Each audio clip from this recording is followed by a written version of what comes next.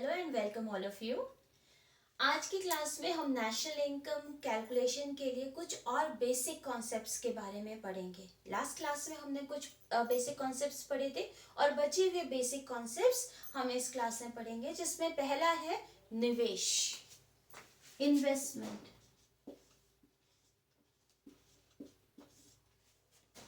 निवेश को अगर हम सिंपल भाषा में कहें तो निवेश होता है अर्थव्यवस्था में पूंजी के स्टॉक में वृद्धि। तो निवेश का अर्थ है पूंजी के स्टॉक में, पूंजी का जो स्टॉक होता है उसमें वृद्धि होना। एरो, अपवर्ड एरो का मतलब है कि हम उस चीज को बढ़ा रहे हैं। तो पूंजी के स्टॉक में वृद्धि होने से देश की अर्थव्यवस्था में उत्पादक क्षमता में वृद्धि होती है। तो निवेश होता क्या है? निवेश का मतलब है पूंजी का स्टॉक। क्या होता है? पूंजी का स्टॉक होता है पूंजीगत वस्तु की खरीद। जैसे हम बात करते हैं बिल्डिंग का निर्माण,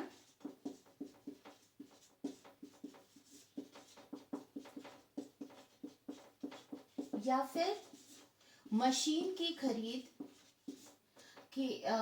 हो गई। और इसके अलावा जो बिना बिका हुआ माल होता है जिसे हम स्टॉक कहते हैं, जैसे कोई प्रोड्यूसर उत्पादन करता है, कुछ सामान आपके इस लेखा वर्ष में सेल हो जाता है, लेकिन कुछ सामान उनका नेक्स्ट अकाउंटिंग ईयर या अगले लेखा वर्ष में कैरीड फॉरवर्ड होता है, तो वो स्टॉक होता है बिना बिका हुआ, तो जिसे हम माल सूची भी कहते हैं। तो माल सूची और कुछ नहीं है, जो चीज बिक नहीं पाई है तो फिर बिना बिका स्टॉक। ये सारी चीजें हमारे देश, किसी भी देश की पूंजी के स्टॉक में आती है। इसमें भूमि की खरीद भी नेक्स्ट हो जाता है। अगर हमारी एग्रीकल्चर या किसी चीज से रिलेटेड है तो फिर भूमि की खरीद।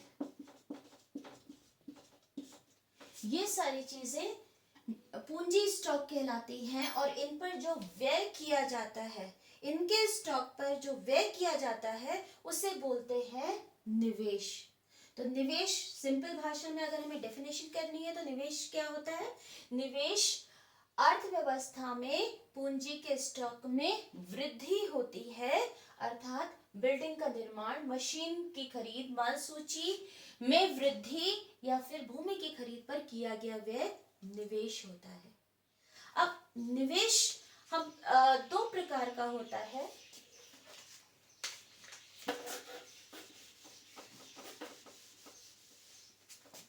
एक होता है सकल निवेश और दूसरा निवेश होता है शुद्ध निवेश। सकल जैसे वर्ड से क्लियर है, सकल मतलब संपूर्ण, पूरा। तो सकल निवेश में दो चीजें शामिल होती हैं। अगर हम किसी भी अर्थव्यवस्था की बात करें तो सबसे पहले क्या होगा? हम कुछ ना कुछ नया पूंजी का स्टॉक खरीदेंगे, जैसे नई मशीन खरीदी, नई बिल्डिंग खरीदी, तथा हमने पुराने हमारे पास जो भी पूंजी है उसमें भी हमारा कुछ ना कुछ खर्चा होता है, अर्थात अथवा उसकी मूल्य में थोड़ी सी कमी आती है। हम तो निवेश में हम दो चीजें इंक्लूड करते हैं पूंजी के स्टॉक में। पहला हमारा होता है नया पूंजी निर्माण।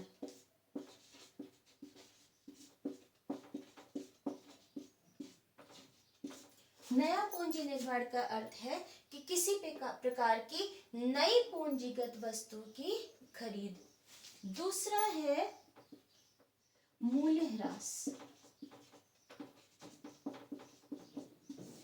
ये दो वर्ड से मिलकर बना है, एक है मूल्य और दूसरा है ह्रास। मूल्य मतलब होता है किसी वस्तु की कीमत, ह्रास का मतलब है उस कीमत में किसी चीज में कमी आना। तो मूल्य ह्रास का अर्थ है किसी वस्तु की कीमत में कमी आना। जैसे आप सब लोग जैसे हमने एक कार खरीदी या स्कूटर खरीदी, बाइक खरीदी, तो जब हम इंश्योरेंस कराते तो हर साल क्या होता है, उसके मूल्य में कुछ ना कुछ कमी आती जाती है। पहले आपने फर्स्ट ईयर जब खरीदा तो जितनी टोटल वैल्यू 70,000 की बाइक खरीदी तो इंश्योरेंस होगा 70,000 का। लेकिन नेक्स्ट ईयर जब आप इंश्योरेंस कराएंगे तो उसके मूल्य में थोड़ी कमी हो जाएगी, मान लीजिए 10,000 की कमी हो गई तो अब इंश्योरेंस होगा 60,000 का। तो उसी प्रकार से आप किसी भी प्रकार की पूंजीगत वस्तु खरीदते हैं, चाहे वो बिल्डिंग हो चाहे मशीन हो, वह उसमें कुछ ना कुछ मूल्य में कमी आती है। तो मूल्यह्रास का मतलब है पूंजीगत वस्तु की मूल्य में कमी।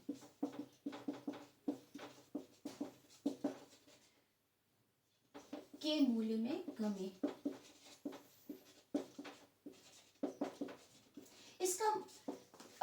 इसका रीजन क्या होता है? मूल्यह्रास तीन प्रकार के से होता है। पहला रीजन होता है टूट फूट। कैसे टूट फूट? जब हम किसी चीज को यूज करते हैं तो धीरे धीरे उसमें टूट फूट होती जाती है। मान लीजिए आप एक रेस्टोरेंट चला रहे हैं, तो रेस्टोरेंट में टेबल होगा, चेयर होगी, किचन में बहुत सारा सामान होगा। धीरे धीरे क्या होता है, मान लीजिए कभी किसी टेबल का नट निकल गया या चेयर में जो वुड है उसमें कहीं ना कहीं प्रॉब्लम आ गई, तो ऐसी स्थिति में इसे बोलते हैं रेगुलर, जो हमारा प्रयोग से कहीं ना कहीं जो टूट फूट होती है उस पर थोड़ा व्यय होता है, उसे उस वैल्यू को हम मूल्यह्रास के अंदर कैलकुलेट करते हैं। दूसरा होता है, मूल्यह्रास का दूसरा कारण होता है पैसेज ऑफ टाइम या समय का बीतना। अगर हम कोई कार खरीदते हैं, मान लीजिए हमने आज 10 लाख की कार खरीदी है और 10 लाख की कार को हमने ले जाके गैरेज में खड़ा कर दिया, हम उसको बिल्कुल नहीं चला रहे हैं, और आज से 5 साल बाद अगर हम उस कार को निकालते हैं तो क्या होगा? वो कार बिल्कुल ठीक होगी? नहीं, उसकी बैटरी डिस्चार्ज हो चुकी होगी, उसके टायर्स एक जगह खड़े खड़े उसमें क्रैक आने लगे होंगे, उसके इंजन पे रस्टिंग होनी शुरू हो गई होगी। दैट मीन्स हमने किसी पूंजीगत वस्तु का प्रयोग नहीं किया, फिर भी जैसे जैसे समय बीत रहा है उस वस्तु में कोई ना कोई मूल्यह्रास आता जा रहा है, उसमें कमी आती जाएगी। तीसरी चीज है प्रचलन से बाहर होना, कोई चीज ऑब्सोलेट हो जाती है। बाहर, जैसे आजकल डिजिटलाइजेशन का युग है, तो ऐसे में क्या होगा, हर चीज हम कंप्यूटर पे करते हैं, लैपटॉप पे करते हैं, मोबाइल्स पे करते हैं। पहले क्या होता था, जो कंप्यूटर डेस्कटॉप आते थे वो बहुत बड़े मॉनिटर्स आते थे, सीपीयू की जो हमारी जो स्पीड होती थी, वो प्रोसेसर की स्पीड बहुत कम होती थी, इतनी मल्टीटास्किंग वाले काम हम उस पर नहीं कर सकते थे। आज क्या है, सिस्टम हम एक साथ बहुत सारे पेजेस पे काम कर सकते हैं, पीछे बहुत सारे थ्रेड एक साथ काम करते हैं कंप्यूटर्स पे। तो ऐसी स्थिति में क्या हुआ, पुराने जो कंप्यूटर्स हैं वो पुराने हो गए हैं, प्रचलन से बाहर हो गए। बहुत सारे ऑफिसेज हैं वो क्या करते हैं, पुराने वाले कंप्यूटर्स को निकाल दे रहे हैं, हटा दे रहे हैं, और उसकी जगह नए कंप्यूटर्स खरीद रहे हैं, नए स्क्रीन, नए मॉनिटर्स, पतले से एलसीडी मॉनिटर्स आने लगे हैं, उसके बाद सीपीयू एंड प्रोसेसर की स्पीड अच्छी होने लगी है। तो वो क्या कर रहे हैं, पुराने वाले की जो मूल्य है, पुराना कंप्यूटर जो है वो बेकार हो गया है। क्यों? क्योंकि वो प्रचलन से बाहर हो रहा है धीरे धीरे। अब वो टेक्नोलॉजी की वजह से, टेक्नोलॉजी में चेंज होने की वजह से चीजें प्रचलन से बाहर हो जाती है। पहले मोबाइल आते थे, खूब बड़े बड़े मोबाइल आते थे, ब्लैक एंड व्हाइट मोबाइल में भी एक बड़ा सा एंटीना लगा होता था, एक बहुत बड़ा सा हैंडसेट होता था। लेकिन आज क्या है, स्मार्टफोन का युग है, तो जिसके पास अगर वो फोन रहा भी होगा तो उन्होंने क्या किया होगा, उस फोन को हटा दिया होगा और उसकी जगह नए फोन को खरीदा। हम लोग भी नए फोन को लगातार खरीदते रहते हैं। क्यों? क्योंकि कोई ना कोई नई टेक्नोलॉजी अपडेट होती रहती है। तो ये चीजें क्या है, इसका मतलब क्या हुआ, पुरानी टेक्नोलॉजी पे बेस्ड जो चीजें थी उनका जो मूल्य है वो मूल्य समाप्त हो गया है।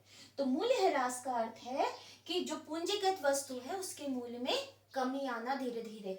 पहली चीज नॉर्मल टूट फूट, एक आपने जैसे एग्जांपल दिया कि आपने रेस्टोरेंट चलाया, चेयर है, टेबल है, धीरे धीरे टूटती रहती है, आपको उसको रिपेयर कराना होता है। बिल्डिंग में वायरिंग में प्रॉब्लम आनी शुरू हो जाती है, कहीं एसी खराब हो गया है, तो तो ऐस दूसरी चीज है, समय बीतता है, आपने किसी चीज को यूज किया, नहीं भी यूज किया तो भी उसकी वैल्यू धीरे धीरे कम होती जाती है। थर्ड वन इज कोई चीज प्रचलन से बाहर हो जाती है तो भी उसके मूल्य में कमी होती है।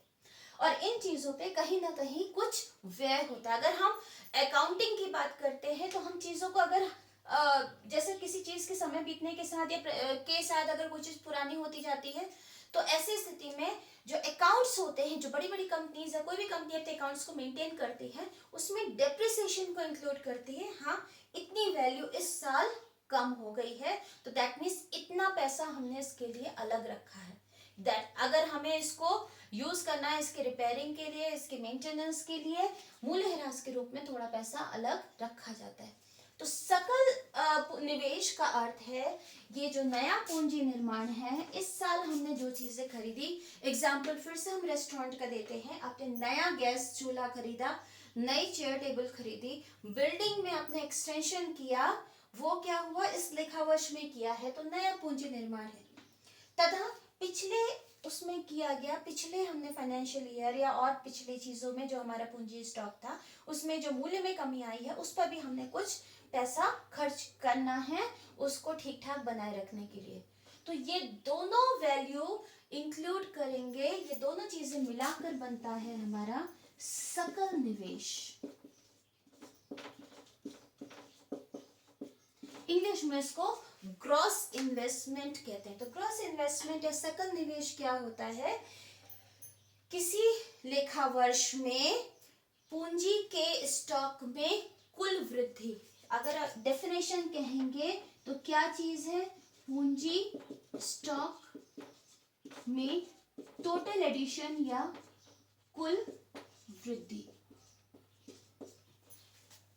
अगर मान लीजिए नया पूंजी निर्माण हमारा 100 रुपए का हुआ है, 100 रुपए की हमने मशीन खरीदी है और पुरानी जो हमारी मशीन थी उस पर टूट फूट जो ही है उसके लिए हमने रुपए 20 खर्च किए हैं। तो पूंजीगत वस्तु पर कितना व्यय हुआ, निवेश क्या होता है, पूंजी के स्टॉक में वृद्धि या पूंजीगत वस्तु पर किया गया व्यय। तो टोटल व्यय हमारा कितना हुआ, 120 रुपए व्यय हुआ है। लेकिन वास्तव में अगर हम बात करते हैं कि इस वर्ष कितना नया पूंजी निर्माण हुआ है तो ऐसी स्थिति में हमें सिर्फ और सिर्फ नए पूंजी निर्माण को देखना होगा, मूल्यह्रास की वैल्यू को हम उसमें इंक्लूड नहीं करेंगे।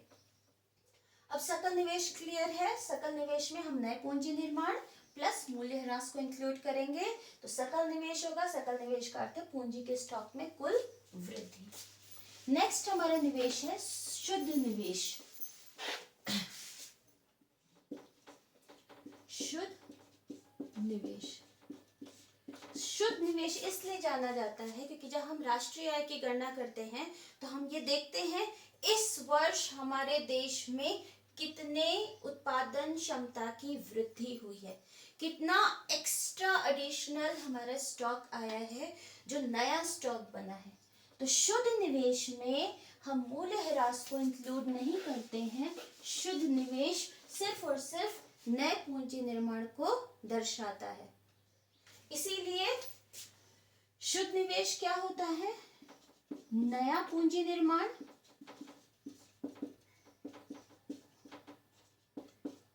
इसे हम कहेंगे वास्तव में अर्थव्यवस्था में कितनी स्टॉक में वृद्धि हुई है।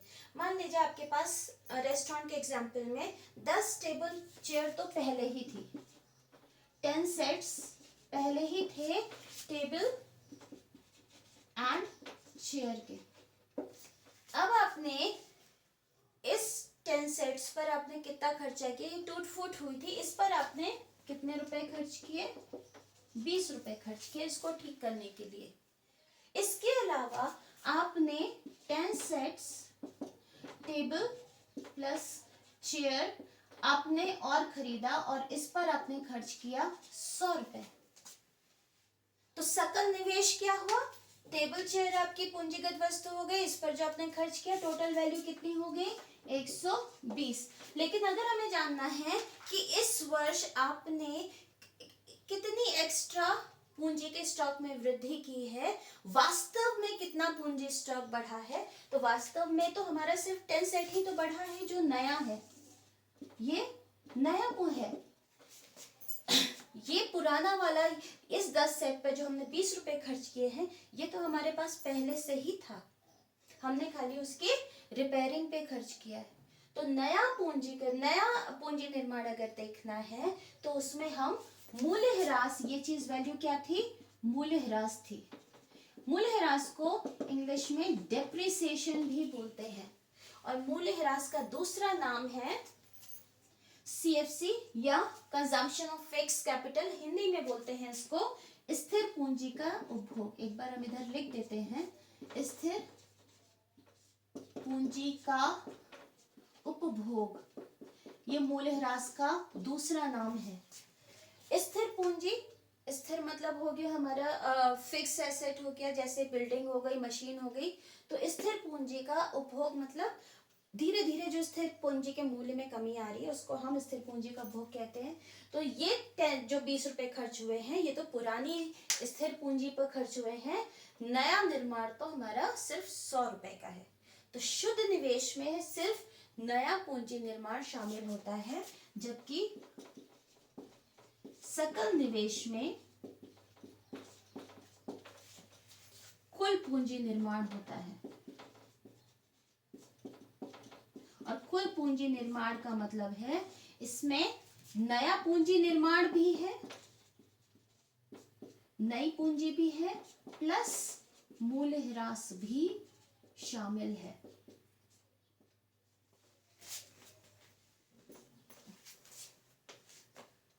अब सकल और शुद्ध में निवेश में दो प्रकार की चीजें इंक्लूड होती हैं, जैसे हमने एग्जांपल आपको पहले ही दिया हुआ है, लैंड, मशीन, बिल्डिंग आदि चीजें।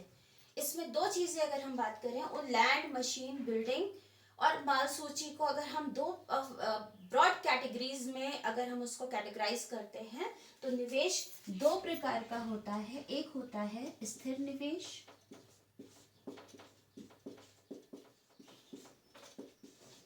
और दूसरा होता है माल सूची, जो और कुछ नहीं है, बिना बिका स्टॉक होता है।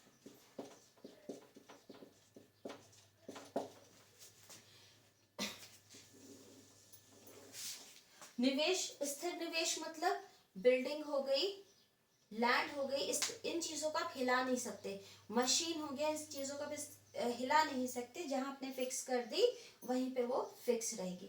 माल सूची का मतलब है जो स्टॉक है वो आप हिला सकते हैं और उसमें कमी और वृद्धि होती रहती है।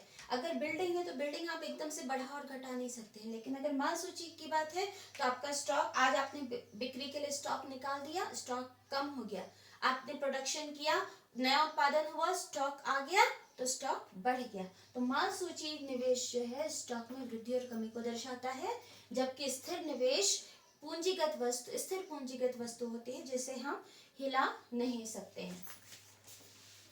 अब इसकी आवश्यकता क्या होती है, ये तो क्लियर है कि शुद्ध निवेश का मतलब है नया पूंजी निर्माण और सकल निवेश का मतलब है कुल पूंजी निर्माण, लेकिन इसकी सिग्निफिकेंस क्या है, हम राष्ट्रीय आय में इसकी क्या इंपॉर्टेंस है। हम राष्ट्रीय आय की कैलकुलेशन के बारे में बात कर रहे हैं। तो जब हम इस राष्ट्रीय आय हमेशा एक लेखा वर्ष की निकाली जाती है, एक अकाउंटिंग ईयर के निकाली जाती है। तो ऐसी स्थिति में राष्ट्रीय आय की गणना करते समय हम मूल्यह्रास को इंक्लूड नहीं करते हैं, सिर्फ नया पूंजी निर्माण इस वर्ष में कितना हुआ है उसे हम इंक्लूड करते हैं। तो इसीलिए राष्ट्रीय आय की गणना करते समय हम मूल्यह्रास को हटा के सिर्फ शुद्ध निवेश को ही हम इंक्लूड करेंगे। एक कैलकुलेशन में एक इक्वेशन काम आती है, सकल को इंग्लिश में बोलते हैं ग्रॉस, इसको हम जी से डिनोट करते हैं। तो सकल निवेश क्या होता है, सकल निवेश इज इक्वल टू, एक हमने फॉर्मूला पहले ही लिखा था जो कि नया पूंजी निर्माण प्लस मूल्यह्रास। अगर हमें सकल निवेश की गणना शुद्ध निवेश से करनी है तो इसका हमारी इक्वेशन बनती है, सकल निवेश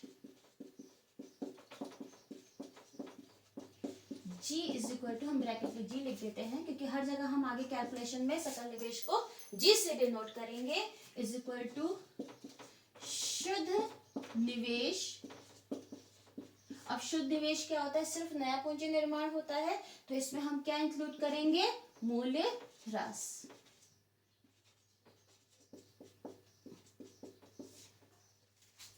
तो सकल निवेश की गणना करनी है तो फिर शुद्ध निवेश और कुछ नहीं है, नया पूंजी निर्माण है। तो शुद्ध निवेश में यदि हम मूल्यह्रास को ऐड कर देंगे तो सकल निवेश होगा। यदि हमें शुद्ध निवेश की गणना करनी है, शुद्ध निवेश को हम डिनोट करते हैं एन से। शुद्ध को हम देखते हैं नेट और इन्वेस्टमेंट। तो शुद्ध निवेश क्या होगा, अगर हमें सकल निवेश से करनी है तो सकल निवेश में से अगर हम मूल्यह्रास माइनस कर देंगे तो ऐसी स्थिति में क्या बचेगा हमारे पास, सिर्फ नया पूंजी निर्माण। तो हम सकल निवेश में से मूल्यह्रास माइनस करेंगे, वैल्यू हमारी सिर्फ और सिर्फ नया पूंजी निर्माण बचेगी। तो नेक्स्ट इक्वेशन बनती है सकल निवेश माइनस मूल्यह्रास। ये इक्वेशन हमें काम आएगी जब हम राष्ट्रीय आय की गणना करेंगे नेक्स्ट क्लास में। नेक्स्ट हमारा कॉन्सेप्ट है एनआईटी। एनआईटी हिंदी में हम इसको लिखेंगे, एनआईटी का फुल फॉर्म है नेट इनडायरेक्ट टैक्स। हिंदी में हम लिखेंगे इसको शुद्ध अप्रत्यक्ष कर। अब शुद्ध अप्रत्यक्ष कर को हम जब कैलकुलेशन करेंगे उसको एनआईटी से डिनोट करेंगे। इसका मतलब है नेट, अप्रत्यक्ष को बोलते हैं इनडायरेक्ट, और कर मीन्स टैक्स। शुद्ध अप्रत्यक्ष कर क्या होता है, अप्रत्यक्ष कर और सहायकी के बीच का अंतर होता है। तो अगर हमें ये क्या किसका डिफरेंस है, एनआईटी डिफरेंस है अप्रत्यक्ष कर माइनस सहायकी। अप्रत्यक्ष कर इनडायरेक्ट टैक्स होता है, सहायकी सब्सिडी होती है। सहायकी को मैं इंग्लिश में भी लिख देती हूँ क्योंकि इंग्लिश वर्ड ज्यादा कॉमन है, आप लोग ने डेली यूज में सुनते होंगे। तो अब एनआईटी क्या होता है, शुद्ध अप्रत्यक्ष कर क्या होता है, अप्रत्यक्ष कर और सहायकी के बीच का अंतर होता है। अप्रत्यक्ष कर क्या होता है, कर हमें ये कर क्या होता है, एक आवश्यक भुगतान होता है। अगर हम सिर्फ कर की बात करें तो कर क्या होगा, एक आवश्यक भुगतान होगा जो सरकार को दिया जाता है और सरकार इसके बदले हमें कोई भी प्रत्यक्ष रूप से कोई सेवा नहीं देती। तो कर प्रत्यक्ष भी होता है, जैसे हमारे आय कर हैं, कॉर्पोरेट या निगम कर है, इस तरह के जो प्रत्यक्ष कर है। दूसरा अप्रत्यक्ष कर जैसे जीएसटी आदि। तो अप्रत्यक्ष कर क्या होता है, वो कर होता है जो पे तो हम ही करेंगे लेकिन अप्रत्यक्ष रूप से हमारे द्वारा सरकार को भुगतान किया जाता है। ये मुख्य रूप से वस्तु तथा सेवा पर लगाया जाता है। अप्रत्यक्ष कर हमेशा वस्तुओं और सेवाओं पर लगाया जाता है। आप अगर रेस्टोरेंट में जाते हैं, अगर वहां पे आपको पक्का बिल मिलता है तो उसमें आप देखते होंगे नीचे 9% जीएसटी सीजीएसटी होती है और 9% एसजीएसटी होती है, यानी कि central goods and services tax CGST और state goods and services tax वो होती है एसजीएसटी। तो सीजीएसटी और एसजीएसटी मिला के 18% हो गया। आप रेस्टोरेंट में गए, वो पैसा आपके बिल में ऐड होके आता है, आपने उसका भुगतान किसको किया, रेस्टोरेंट के मालिक को, और रेस्टोरेंट के मालिक ने वो पैसा सरकार को भुगतान करना होता है।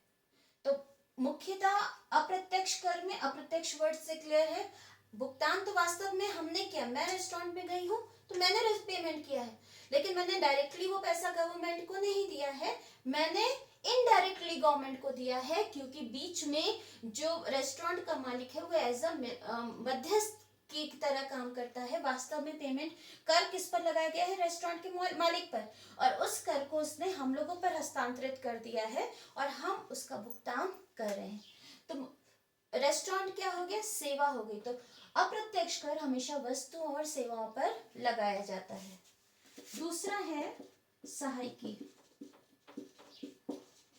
सहायकी क्या होती है, सरकार के द्वारा चुकाया गया वह भुगतान जो लोगों के कल्याण के लिए होता है। तो सहायकी चुकाती कौन है, सरकार करती है। क्या करती है, भुगतान करती है।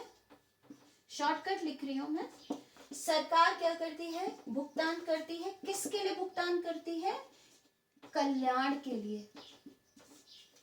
फॉर एग्जाम्पल पीडीएस सिस्टम सुना होगा आपने, सार्वजनिक वितरण प्रणाली, जिसके अंतर्गत सरकार राशन की दुकानों के थ्रू राशन देती है। 2 रुपए 3 रुपए के प्राइस में आपको गेहूं आदि मिलता है, लेकिन वास्तव में 2 रुपए 3 रुपए की प्राइस गेहूं की नहीं होती है, ज्यादा होती है। तो वो जो एक्स्ट्रा अमाउंट होता है, वो एक्स्ट्रा अमाउंट का भुगतान सरकार करती है। दूसरी ओर अगर हम देखते हैं गैस का बहुत गैस सब्सिडी सबने सुना होगा। तो इसमें क्या है, गैस सिलेंडर की प्राइस चाहे जो भी हो, लेकिन मान लीजिए गैस सिलेंडर की प्राइस 800 या 900 रुपए है, तो सरकार ये चाहती है कि हमें वो गैस सिलेंडर सिर्फ 500 में मिल जाए, वरना वो गैस सिलेंडर आम आदमी के पहुंच से बाहर होगा। तो ऐसी स्थिति में सरकार बचे हुए जो 300 रुपए हैं वो हमें सहायकी के रूप में देती है। तो सहायकी मान लीजिए हम गैस की बात कर रहे हैं, गैस की प्राइस है, जो बाजार कीमत है वो 800 रुपए है। बाजार कीमत नहीं कहेंगे, इसको फैक्टर कॉस्ट कहेंगे, कि उस पर जो लागत आई है वो 800 रुपए है। सरकार क्या करेगी, हमें इसमें 300 रुपए की सब्सिडी दे देगी, जिससे हमारा बाजार कीमत हो जाएगी 500 रुपए। दैट मीन्स हमें अगर वो वास्तव में गैस हमें कितने में मिल रही है, हमें वो गैस 500 रुपए में मिल रही है। तो ये सहायकी क्या है, सरकार के द्वारा चुकाया गया वो आवश्यक भुगतान जो लोगों के कल्याण के लिए होता है। सहायकी फर्टिलाइजर में भी दी जाती है, जो खाद होता है, जिससे जो गरीब किसान हैं वो जो खाद अफोर्ड नहीं कर पाते हैं उनको सहायकी दी जाती है खाद पर। छोटे छोटे बिजनेस पर्संस होते हैं, लघु उद्योग होते हैं, उनको भी सहायकी दी जाती है, चाहे वो भूमि पर हो, चाहे टैक्स में हो, और साथ में टैक्स पे तो खैर सहायकी नहीं होती, डिस्काउंट होता है। उसके अलावा बिजली के रेट में भी सहायकी दी जाती है। ग्रामीण क्षेत्रों में देखिए, ग्रामीण क्षेत्रों में बिजली बहुत सस्ती होती है, तो क्या होता है, सरकार उसमें सहायकी प्रदान करती है। तो ऐसी स्थिति में सहायकी वो भुगतान होता है जो सरकार लोगों के कल्याण के लिए करती है। अब ये दोनों ही प्रकार के जो भुगतान है, ये अप्रत्यक्ष कर क्या है, किसने किया, लोगों ने किया। किसको किया, लोगों ने किसको किया, सरकार को किया। और सहायकी क्या है, ये किसने किया, सरकार ने किया। किसको, लोगों को। सरकार ने ये जो भुगतान है ये सरकार ने लोगों को दिया। ये दोनों ही भुगतान के बदले में किसी भी प्रकार की उत्पादक गतिविधि नहीं होती है।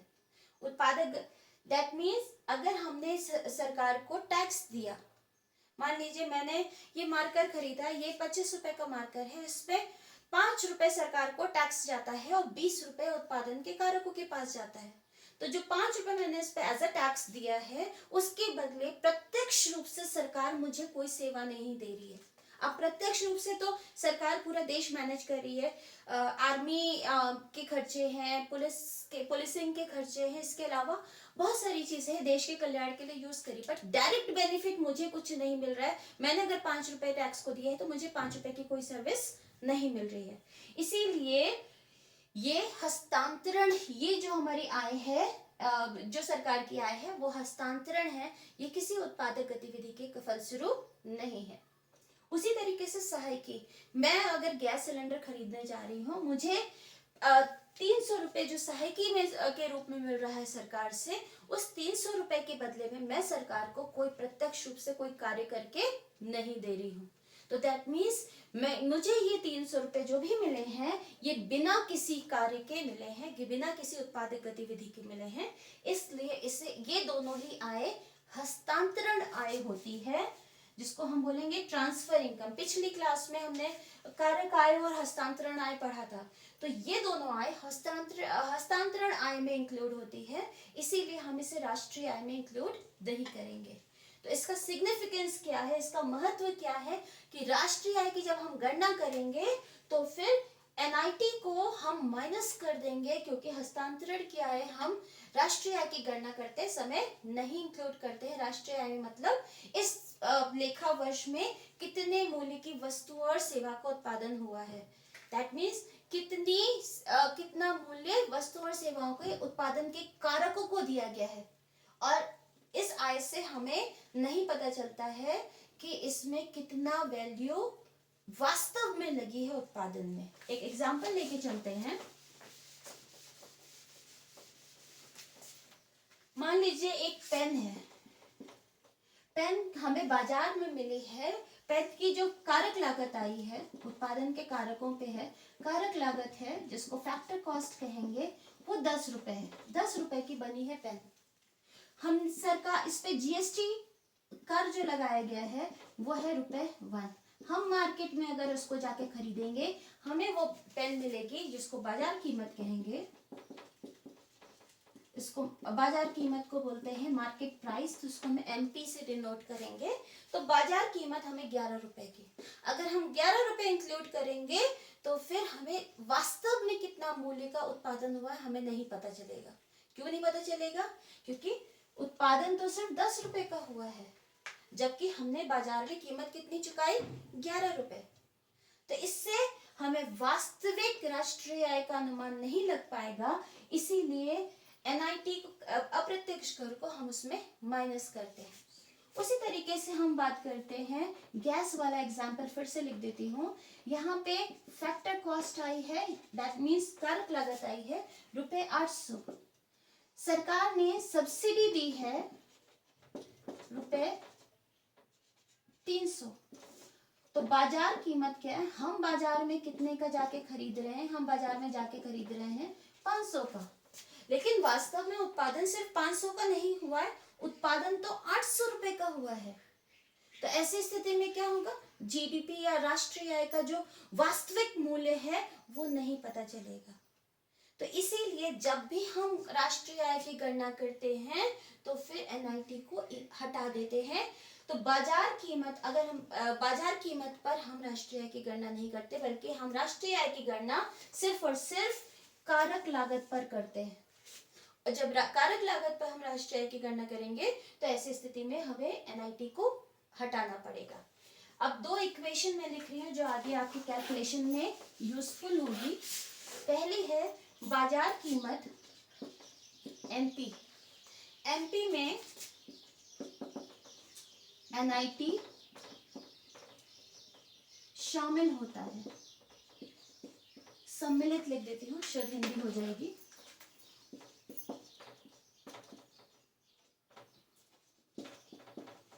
सम्मिलित होता है, जबकि फैक्टर कॉस्ट या कारक लागत में एनआईटी नहीं होता। अगर हम कारक लागत की बात करें तो सिर्फ वही पैसा उसमें इंक्लूड होगा जो उत्पादन के 4 कारकों में डिस्ट्रीब्यूट होगा। तो इससे इक्वेशन बनती है MP is equal two factor cost plus, अब एमपी है, एमपी में एनआईटी क्या होता है? शामिल होता है। अगर हमारे पास वैल्यू फैक्टर कॉस्ट में दी गई है तो फैक्टर कॉस्ट में क्या है? एनआईटी नहीं है। तो अगर हमें एमपी निकालना है तो फैक्टर कॉस्ट में या कारक लागत में हम एनआईटी को ऐड कर देंगे, तब हमारी बाजार कीमत पर वैल्यू निकल आएगी। ये इक्वेशन आपको याद करनी होगी क्योंकि आगे कैलकुलेशन में हमारे काम आएगी। तो अगर बाजार कीमत है, हमारे पास कोई वैल्यू कारक लागत में दी गई है और हमें बाजार कीमत पर निकालना है, तो कारक लागत में एनआईटी नहीं होता है तो हम एनआईटी जोड़ देंगे, वैल्यू हमारी बाजार कीमत में आ जाएगी। उसी तरीके से अगर हमें वैल्यू कारक लागत में निकालनी है, हमारे पास जो वैल्यू दी गई है क्वेश्चन में, वो वैल्यू हमारी एमपी में दी गई है। बाजार कीमत पर। तो कारक लागत पर वैल्यू निकालने के लिए, क्योंकि एमपी में एनआईटी होता है और फैक्टर कॉस्ट में नहीं होगा, तो एमपी में से हम एनआईटी को माइनस कर देंगे, वैल्यू हमारी कारक लागत पे आ जाएगी। तो ये इक्वेशन बनेगी एमपी माइनस एनआईटी। तो राष्ट्रीय आय की जब भी हम गणना करेंगे, वैसे जहाँ बहुत सारे राष्ट्रीय आय के एग्रीगेट्स होते हैं तो उसमें एमपी और एफसी दोनों कैलकुलेट होता है, लेकिन अगर हम शुद्ध राष्ट्रीय आय की बात करें तो फिर उसमें एफसी ही कैलकुलेट होगा। तो हमें उसकी कैलकुलेशन में इस दो इक्वेशन को याद रखना होगा। तीसरा एग्रीगेट है या तीसरी कॉन्सेप्ट जो इंपॉर्टेंट है राष्ट्रीय आय की गणना के लिए, वो है एनएफआईए।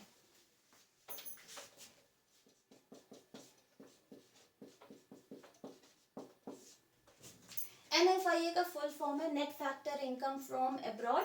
हिंदी में मैं लिख देती हूं, विदेशों से प्राप्त शुद्ध कारक आय। इसमें हमें दो चीजें ध्यान रखनी है। एक है से, दैट मीन्स विदेशों से हमारे देश में जो आना है, वो वर्ड हमें ध्यान रखना है, विदेशों से। दूसरा है कारक आय। तो हम कौन सी आय को इंक्लूड करेंगे इसमें? सिर्फ कारक लागत को इंक्लूड करेंगे। दैट मीन्स जो भी हमारा टैक्स है या सब्सिडी है उसको इंक्लूड नहीं करेंगे। तो विदेशों से प्राप्त शुद्ध कारक आय क्या होता है? विदेशों से प्राप्त कारक आय और विदेशों को प्राप्त कारक आय के बीच का अंतर होता है। तो हम एक पहले फॉर्मूला लिख देते हैं, फिर हम डिस्कस करते हैं क्या होता है। विदेशों से प्राप्त कारक आय माइनस विदेशों को प्राप्त कारक आय। अब इसमें देखिए, ऊपर जो हमने लिखा है इसमें वर्ड शुद्ध यूज किया हुआ है, लेकिन इन दोनों में कहीं भी शुद्ध नहीं है।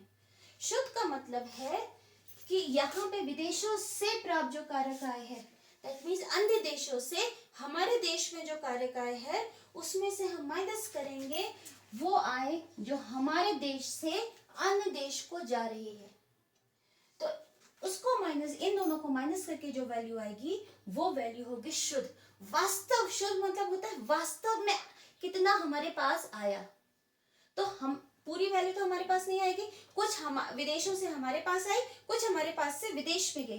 तो एक्चुअल में माइनस करने के बाद जो वैल्यू हमारे देश के लिए बची है वो वैल्यू हमारी शुद्ध में होगी। तो शुद्ध का मतलब है वास्तविक वैल्यू। जैसे हमने शुद्ध निवेश की बात की थी, वास्तव में कितना निवेश हुआ इस वर्ष, उसी तरीके से वास्तव में कितनी आय आई विदेशों से हमारे देश में। अब कारक आय क्या होती है? कारक आय होती है उत्पादन के 4 कारकों पर किया गया व्यय। हमने फर्स्ट क्लास में पढ़ा था उत्पादन के 4 कारक होते हैं, श्रम, भूमि, पूंजी और उद्यम वृत्ति। तो इनसे जो आय प्राप्त होती है, तो श्रम से प्राप्त होती है कर्मचारियों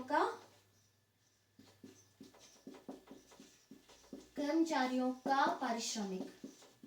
हमने उस समय वेतन और मजदूरी की बात लिखी थी जब हमने सर्कुलर फ्लो पढ़ा था। अब हम पारिश्रमिक लिख रहे हैं। पारिश्रमिक का मतलब है कि इसमें वेतन और मजदूरी तो है ही है, लेकिन अगर हम कहीं पे काम करते हैं तो हमें सिर्फ वेतन और मजदूरी ही नहीं मिलती। वेतन मजदूरी मतलब है कि हमारे अकाउंट में कितनी सैलरी आई या हमें नकद रूप में कितना पैसा मिला। लेकिन जब हम कहीं काम करेंगे तो हमें सिर्फ वो पैसा ही नहीं मिलेगा जो हमारी तनख्वाह होती है, हमारी सैलरी होती है, सिर्फ वही नहीं मिलता है, बल्कि हमको अन्य सुविधाएं भी मिलती हैं। जैसे हमें रहने के लिए घर मिलता है, या हमारे न्यूज़पेपर के बिल के लिए पैसे मिलते हैं, टेलीफोन के बिल के लिए पैसे मिलते हैं, या यूज करने के लिए कार मिलती है, लैपटॉप मिलता है। ये सारी चीजें भी हमको फ्री में नहीं मिल रही है, हमको इसलिए दी जा रही हैं कि हम अपने नियोक्ता के लिए काम कर रहे हैं, अपने एम्प्लॉयर के लिए काम कर रहे हैं।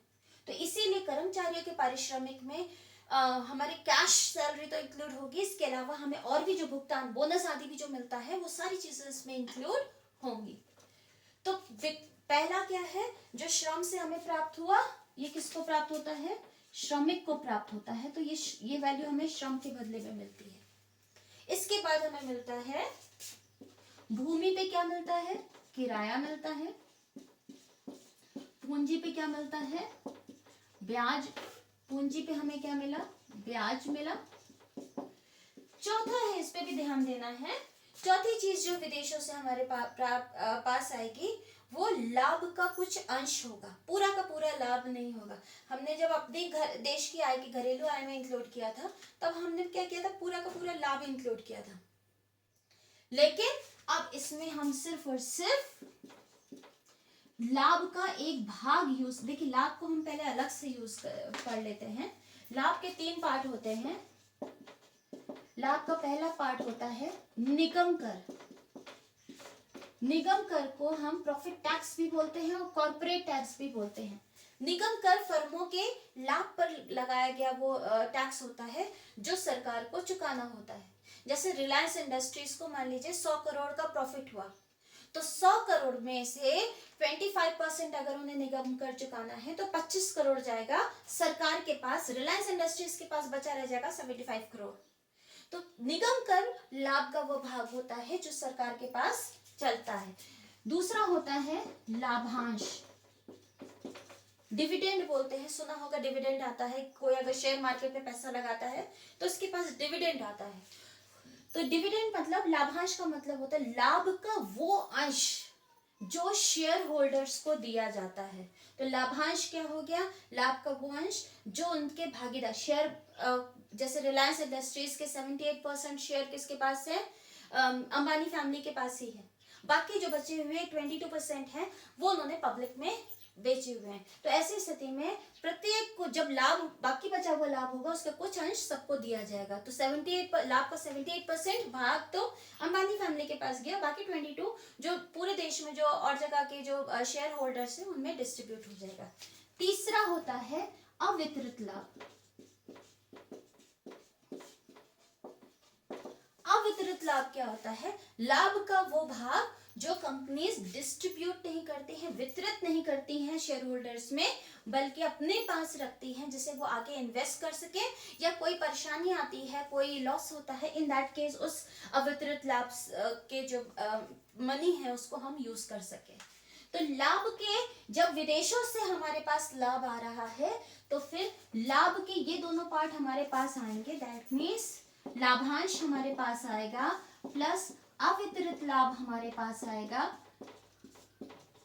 लेकिन जो निगम कर है वो उस देश की सरकार के पास चला जाएगा जिस देश में वो लाभ अर्जित हुआ है।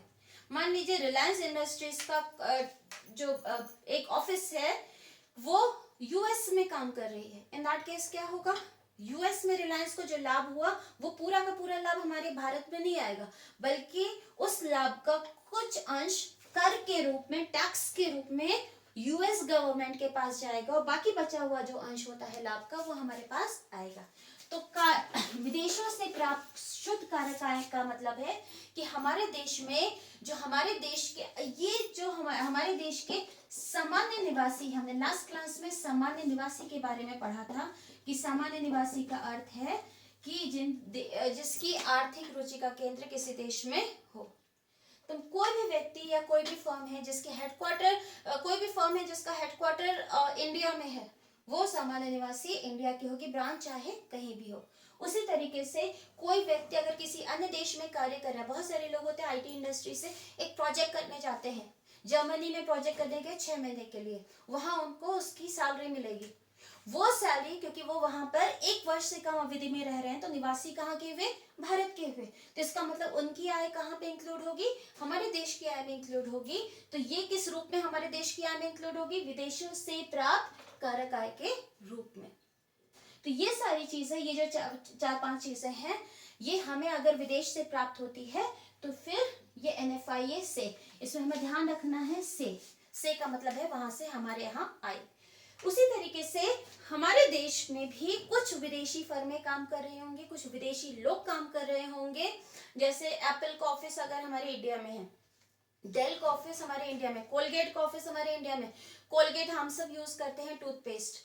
अगर कोलगेट ने एक लाभ कमाया है तो वो लाभ क्या होगा, अन्य देश में, यूएस की कंपनी है, यूएस में जाएगा, लेकिन पूरा का पूरा नहीं जाएगा। उस लाभ पर जो टैक्स है वो तो इंडियन गवर्नमेंट के पास जाएगा, लेकिन लाभांश और अवितरित लाभ यूएस चला जाएगा। उसी तरीके से यूएस का कोई व्यक्ति हमारे देश में काम कर रहा है 1 वर्ष से कम अवधि में, तो ऐसी स्थिति में उसकी जो इनकम है, कर्मचारियों का पारिश्रमिक है, वो क्या जाएगा, यूएस चला जाएगा।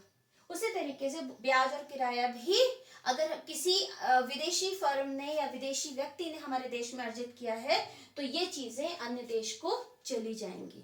तो ये चीजें, शुद्ध का मतलब है कि हमारे देश में कितना आया और हमारे देश में कितना गया, हमारे देश से कितना गया, उसके बीच का अंतर होता है।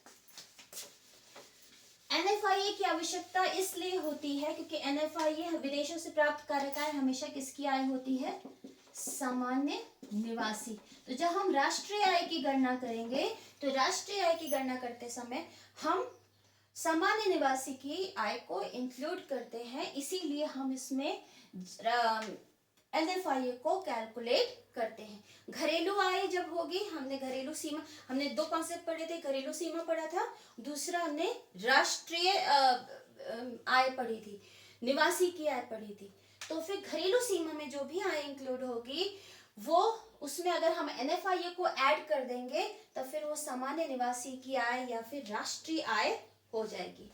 अब NFIA के घटक हमने डिस्कस ऑलरेडी कर लिए हैं। 3 घटक होते हैं। एक होता है COE, दूसरा होता है COE मतलब कर्मचारियों का पारिश्रमिक, दूसरा होता है किराया और ब्याज, और तीसरा होता है अवितरित लाभ प्लस लाभांश।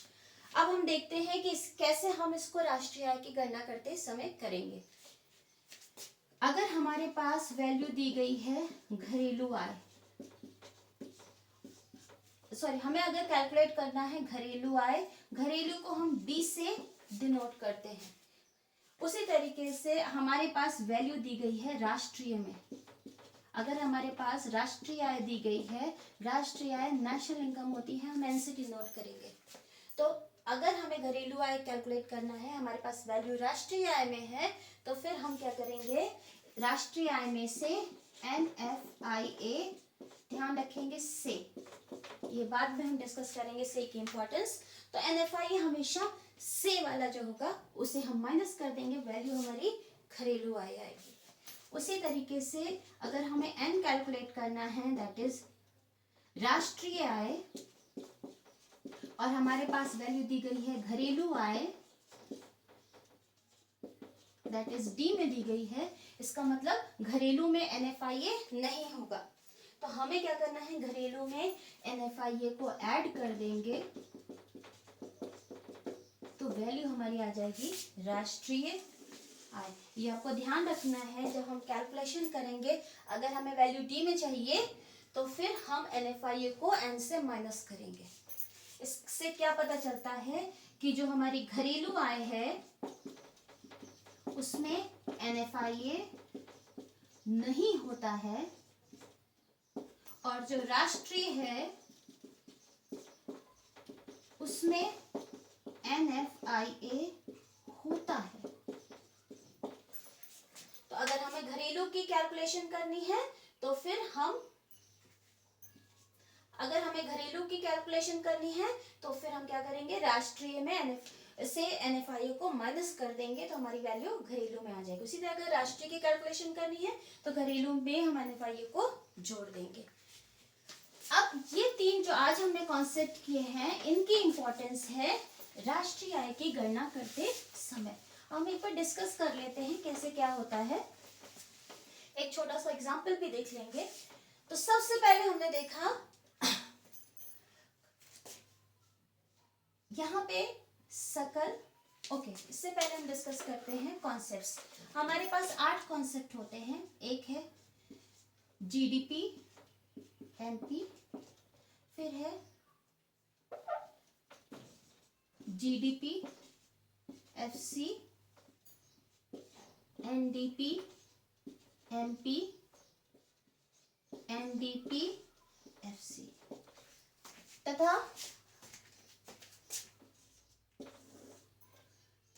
GNP, MP,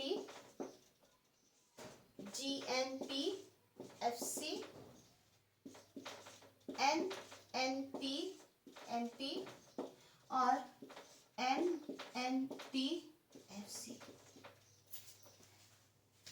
ये सबसे पहले इसके देखिए यहाँ पे हम नंबरिंग कर देते हैं, फर्स्ट, सेकेंड, थर्ड और फोर्थ। उसी तरीके से इसमें भी फर्स्ट, सेकेंड, थर्ड और फोर्थ। तो हम सबसे पहले पहला वाला जो डिनोट करते हैं, हमेशा देखिए या तो जी में होगा या फिर देखिए 4 कॉन्सेप्ट्स हमारे जी में है और 4 कॉन्सेप्ट्स हमारे एन पे है। तो ये जो फर्स्ट वाला पार्ट है, ये जी का मतलब होता है सकल और एन का मतलब होता है शुद्ध।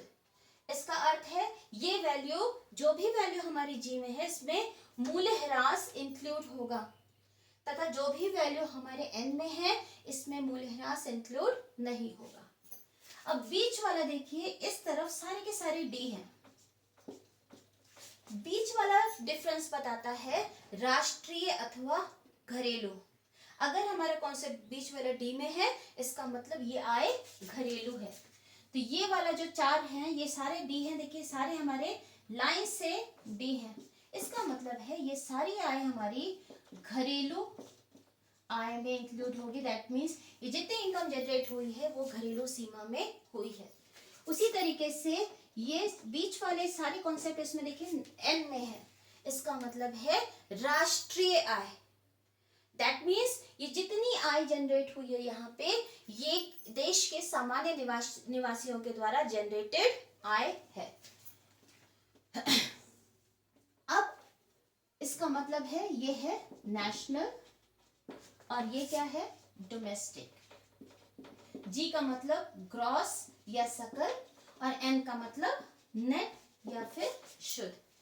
प्लस थर्ड कॉन्सेप्ट देखिए, हर एक में थर्ड वैल्यू पी है। पी का मतलब है एक लेखा वर्ष में उत्पादित, इसमें देखिए सारे लाइन से पी है, कोई डिफरेंस नहीं है। इसका मतलब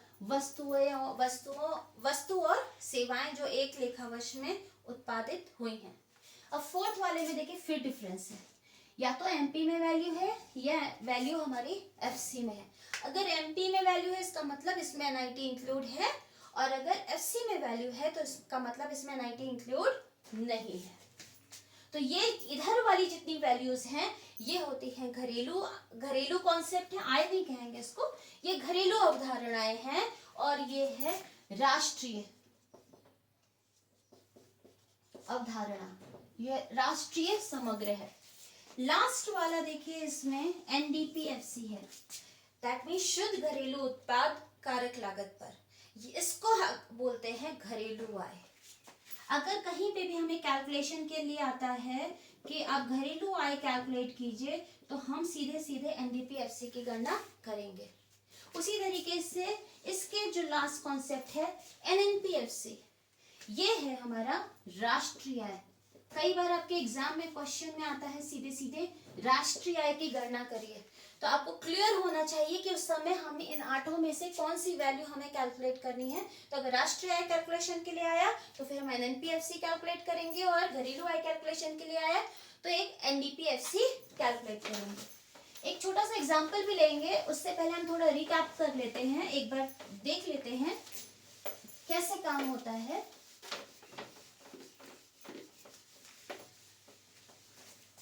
तो सबसे पहले मूल्यह्रास की बात करते हैं, फर्स्ट टर्म की बात करते हैं। हमने जो 4 टर्म देखे थे उसमें फर्स्ट टर्म की बात करते हैं। तो फर्स्ट टर्म या तो सकल होगा, दैट इज वैल्यू हमारी जी में होगी, या फिर शुद्ध होगा, वैल्यू हमारी एन में होगी। तो फर्स्ट टर्म में अगर हमें सकल से शुद्ध बनाना है तो सकल में क्या चीज इंक्लूड होती है, मूल्यह्रास। हम माइनस कर देंगे मूल्यह्रास, जिसको हम इंग्लिश में डेप्रिसिएशन या फिर सीएफसी यानी कंजम्पशन ऑफ फिक्स कैपिटल भी कहते हैं। तो सकल से मूल्यह्रास शुद्ध बनाने के लिए क्या होगा, हम मूल्यह्रास को ऐड करेंगे। तो दैट मीन्स अगर हमें एन में वैल्यू चाहिए तो जी माइनस CFC। उसी तरीके से अगर हमारे पास वैल्यू शुद्ध में है, हमें सकल में बनानी है, तो वैल्यू हम क्या करेंगे, प्लस मूल्य ह्रास करेंगे। तो शुद्ध में मूल्य ह्रास को हम ऐड कर देंगे, वैल्यू हमारी आंसर आ जाएगा सकल में।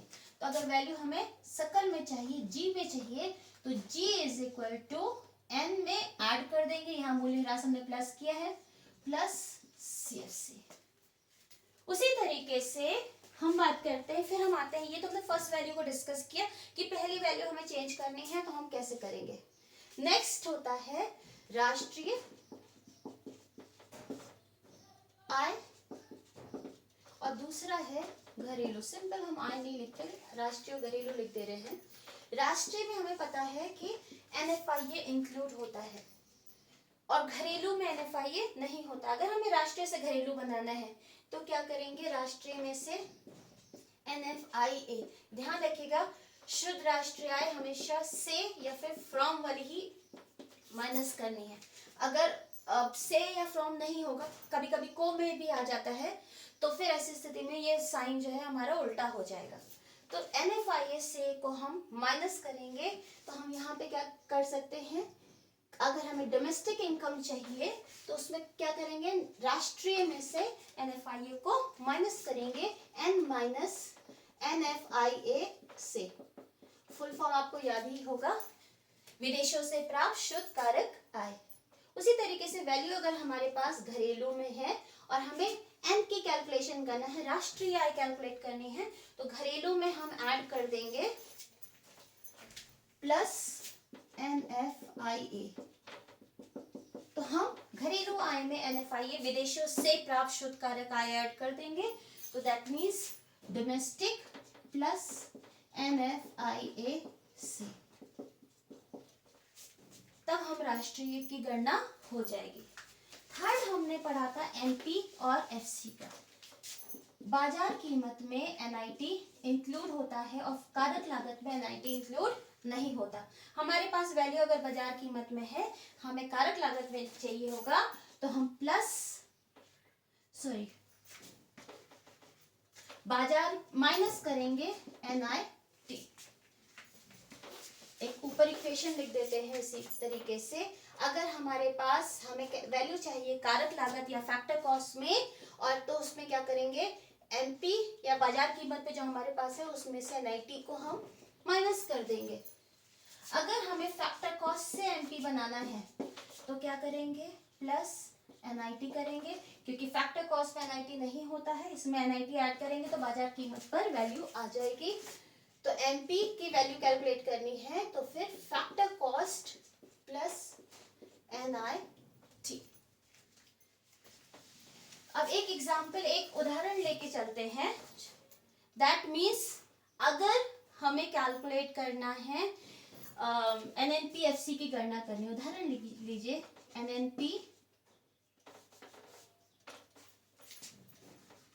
NNP FC को हमें कैलकुलेट करना है कि गणना करें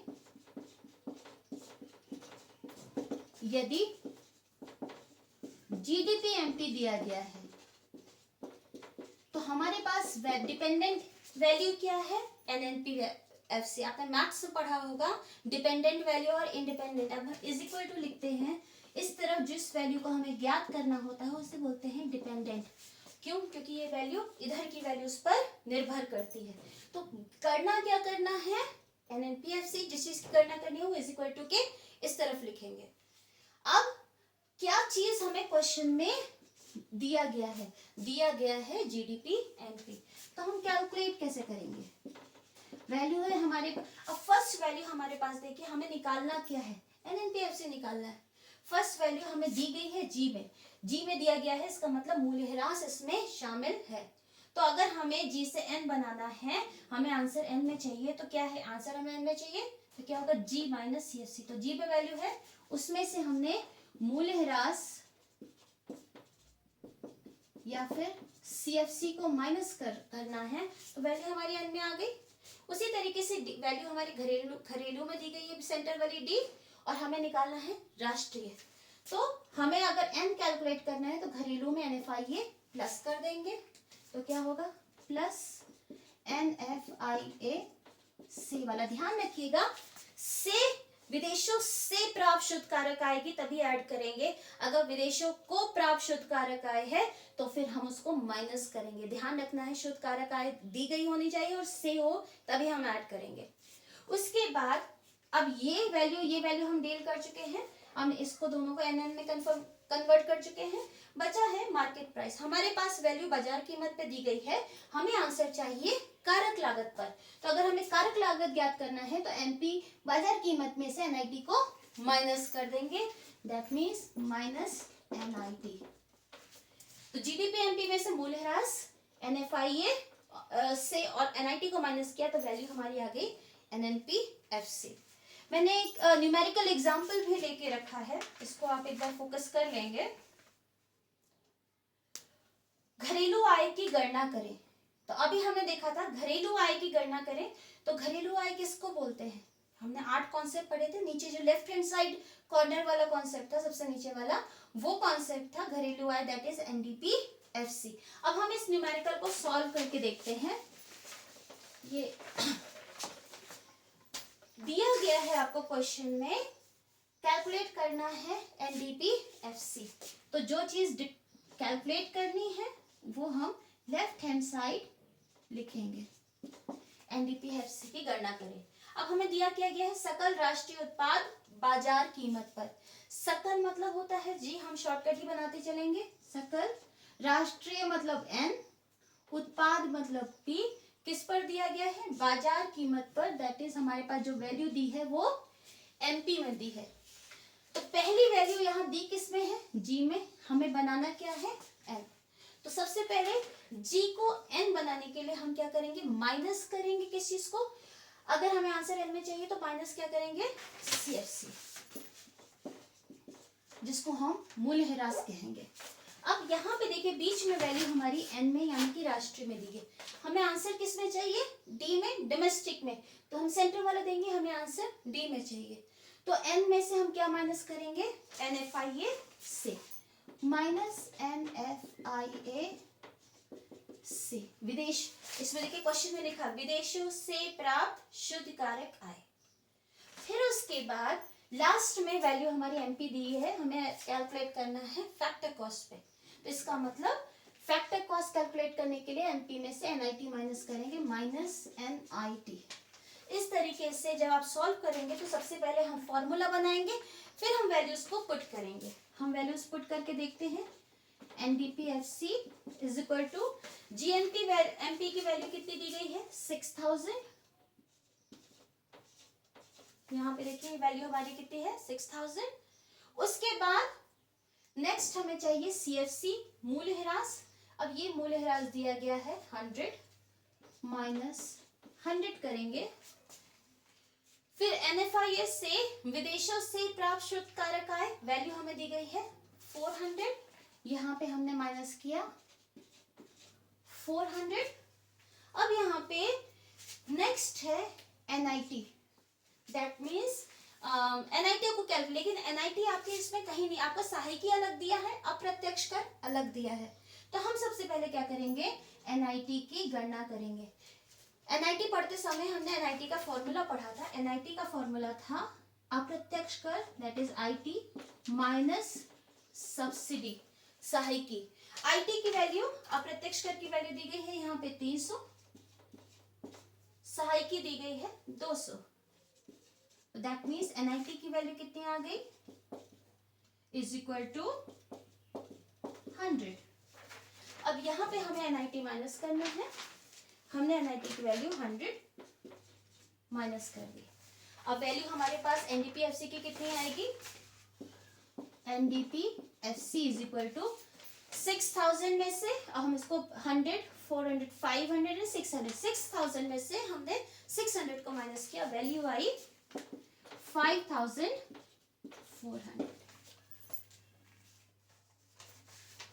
तो इस तरीके से हमने सीखा कि किस तरीके से हम कैलकुलेशन करते हैं और राष्ट्रीय आय की गणना करते हैं। तो हमने बेसिक कॉन्सेप्ट किया है।